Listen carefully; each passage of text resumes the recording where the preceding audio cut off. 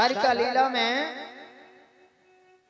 एक बार कुरुक्षेत्र में वासुदेव जी ने यज्ञ कराया। जब वासुदेव जी ने यज्ञ कराया तो उस यज्ञ में पूरा ब्रजमंडल आया। किशोरी श्री राधा रानी आई। ब्रजमंडल से गोपियों के समेत किशोरी श्री राधा रानी आई। और जब किशोरी श्री राधा रानी आई तो राधा रानी की महिमा खूब सुनी थी रुक्मिणी मैया ने, सत्यभामा ने, जामवंती ने। इन लोगों ने बहुत सुना था कि राधा रानी राधा रानी राधा रानी। अब जब कुरुक्षेत्र में यज्ञ हो रहा है, सुना कि राधा रानी आई हैं, तो रुक्मिणी मैया मिलने के लिए आई। कन्हैया भी आए, लेकिन राधा जी से मिलने नहीं गए। क्यों? क्योंकि राधा से मिलने का साहस नहीं है। रुक्मिणी मैया ने इच्छा प्रकट की कि मैं जाऊंगी मिलने के लिए राधा जी से। भागवत जी की कथा है। राधा जी से मिलने के लिए जब रुक्मिणी मैया जाने लगी तो सोचा कि राधा जी की सेवा में कुछ लेकर के जाऊं। तो एक गिलास गर्म दूध, गुनगुना गर्म दूध लिया और दूध लेकर के चल तो द्वार पर ऐसे पंडाल बना हुआ है और पंडाल में द्वार है। द्वार पर एक तरफ एक सखी खड़ी हुई है। द्वारपाल बनी हुई दो सखियां खड़ी हैं और दोनों सखियां इतनी सुंदर हैं कि माता रुक्मिणी पहचान नहीं पाई और सखियों से पूछती हैं, क्या आप राधा हो? तो उन्होंने कहा, रे राम, अरे कैसी बात करती हूँ, मैं राधा नहीं हूँ। अरे मैं तो राधा के चरणों की धूल भी नहीं हूँ। आगे जाओ। आगे बढ़ करके गई हैं। फिर दो किशोरियां खड़ी हैं, दो ग्वालिनियां खड़ी हैं, इतनी परम सुंदर हैं। दोनों को देख करके मैया रुक्मिणी ने कहा, अगर वह राधा नहीं है तो ये पक्का है राधा है। कहा, देवी आप राधा हो? उन्होंने कहा कि मैं राधा नहीं हूँ। अरे मैं तो राधा की चरण सेविका हूँ। और अंदर जाओ। और आगे गई हैं। ऐसे कई द्वार पार किए और कई द्वार को पार करने के बाद में देखा एक श्वेत पंडाल में श्वेत वस्त्र पहने हुए किशोरी श्री राधा रानी एक दिव्य मंच पर विराजमान है। देखते ही माता रुक्मिणी का रोम रोम पुलकित हो गया। रोम रोम पुलकित हो गया। ले जा करके दूध का गिलास हाथ में है, बोलने का साहस नहीं है। दूध का गिलास आगे की तरफ बढ़ाया। राधा रानी ने इशारे में पूछा क्या है। ऐसे इशारा किया, रुक्मिणी मैया के मुख से निकल गया कि कन्हैया जी ने भेजा है। कन्हैया जी ने इसे भेजा है। राधा रानी ने हाथ से गिलास लेकर के एक ही बार में सारा दुग्ध पान कर लिया। सारा दुग्ध पान कर लिया। ये प्रेम देख करके माता रुक्मिणी के रोम रोम पुलकित हो गए। आंखों से आंसुओं की धारा गिरने लगी और उसके बाद में बहुत देर तक वहां पर बैठी रही। बाद में आई अपने शिविर में, और जब अपने शिविर में आई तो देखा कि गोपाल जी बैठे हुए हैं, शरीर के सारे वस्त्र निकाल करके। पूछा कि कन्हैया, अभी जब मैं गई थी तो तुमने दिव्य वस्त्र पहन रखे थे, अब तुम्हारे ये वस्त्र कहाँ गए? तो उन्होंने कहा कि मेरे पूरे शरीर पर छाले ही छाले पड़ गए हैं। मेरे पूरे शरीर पर छाले ही छाले पड़ गए। कैसे पड़े? बोले तुमने गर्म दूध राधा जी को जो पिलाया था, और ये कह करके पिलाया कि कन्हैया ने भेजा है। राधा ने तो पान कर लिया, लेकिन उसका असर इधर दिखाई पड़ रहा है। अब जब इस दृश्य को माता रुक्मिणी ने देखा तो आंखों से आंसुओं की धारा निकलने लगी और कहने लगी, कन्हैया इतना गहरा आपका प्रेम है राधा रानी के प्रति, ये मुझे आज तक नहीं पता था। कन्हैया ने समझाया कि राधा और कृष्ण दोनों अलग अलग नहीं हैं। वास्तव में जो राधा है वही कृष्ण है, जो कृष्ण है वही राधा है। बोले कृष्ण कन्हैया लाल की जय। भागवत का पान करा रहे हैं और परीक्षित जी रसपान कर रहे हैं। 7 दिन तक लगातार भागवत कथा चली थी। एक दिन और रात मिला करके 24 घंटा होता है। एक दिन और रात मिला करके 24 घंटा होता है। 7 दिन तक अनवरत भागवत कथा सुखदेव जी ने सुनाई थी और परीक्षित जी ने सुनी थी। यहाँ पर 7 दिवस मिला करके 7 या 21 घंटा हमने गायन श्रवण लाभ के माध्यम से श्रीमद् भागवत कथा का लाभ प्राप्त किया। कहा 24 गुणे 7 और कहा 3 गुणे 7। फिर भी हमारा यह प्रयास रहता है ज्यादा से ज्यादा प्रसंगों को स्पर्श करते हुए चले। हरि अनंत, हरि कथा अनंता, अपार है भगवान की लीला, अपार है भगवान की कथा, अपार है।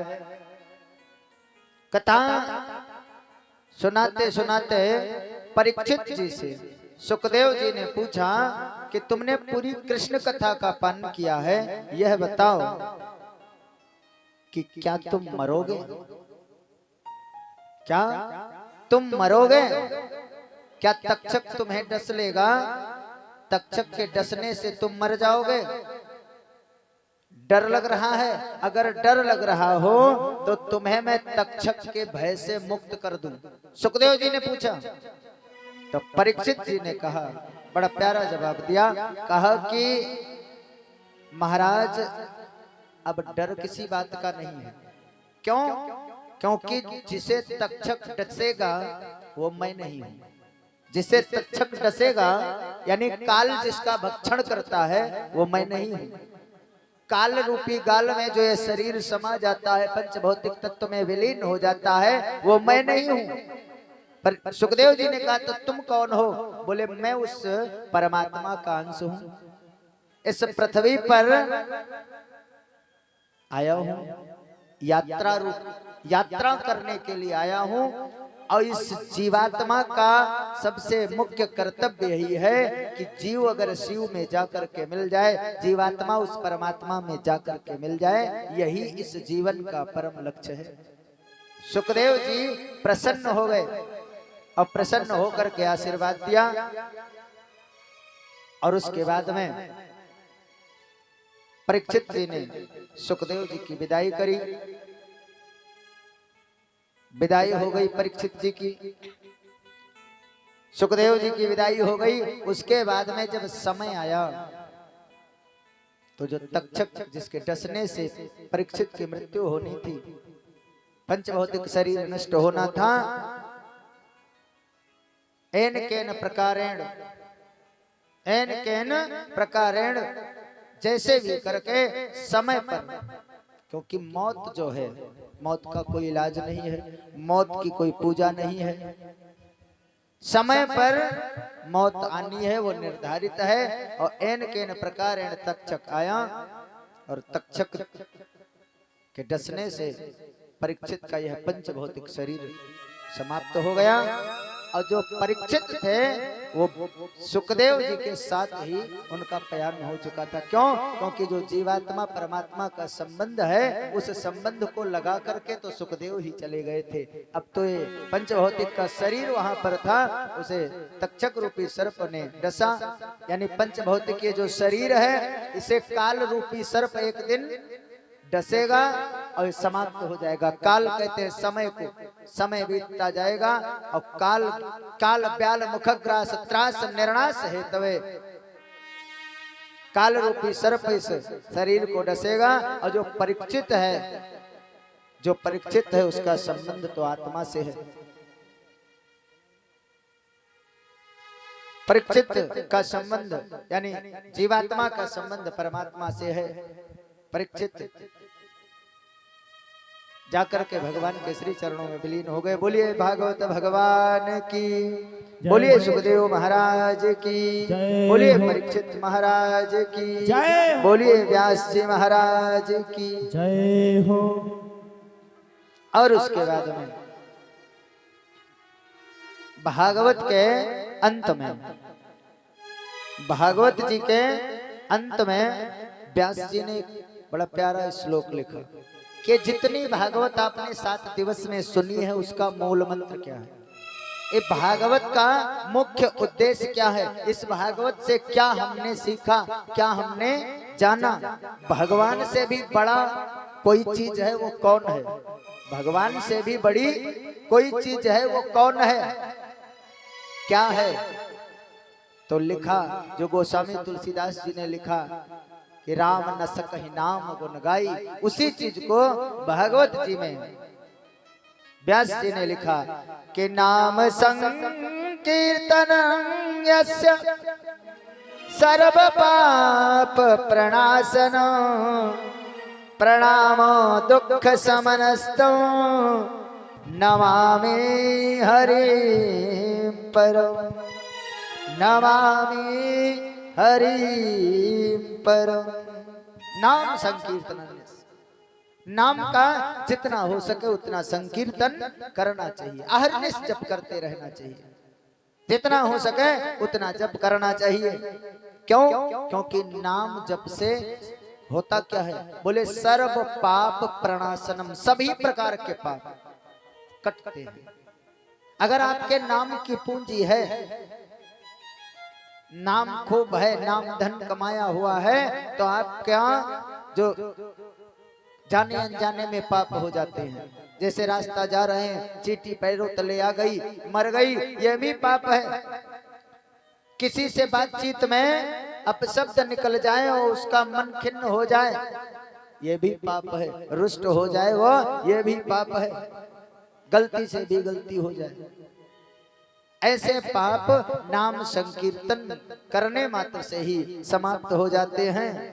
और ऐसे परमात्मा को, जिनके नाम संकीर्तन से मुक्ति मिल जाती है, जिनके नाम संकीर्तन से जीवों के पाप कट जाया करते हैं, उनको मैं बारंबार प्रणाम करता हूँ। बोले भागवत भगवान की, व्यास जी महाराज की, सुखदेव जी महाराज की, परीक्षित महाराज की, राधा माधव भगवान की, श्री रामचंद्र जी महाराज की, गौरी शंकर भगवान की। अब ये इतना टाइम ना है कि बोलिए ना निकले, अरे तेज से बोलो, नहीं आज हमारे हाथ में 2-3 घंटा और फंसा रहा।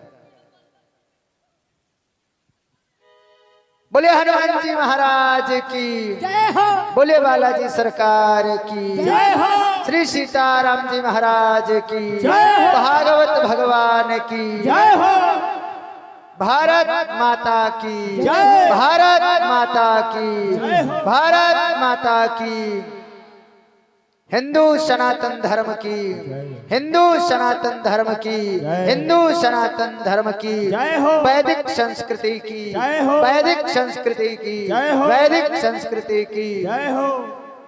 हरिओम नमः पार्वती पतये, हर हर हर महादेव शंभो।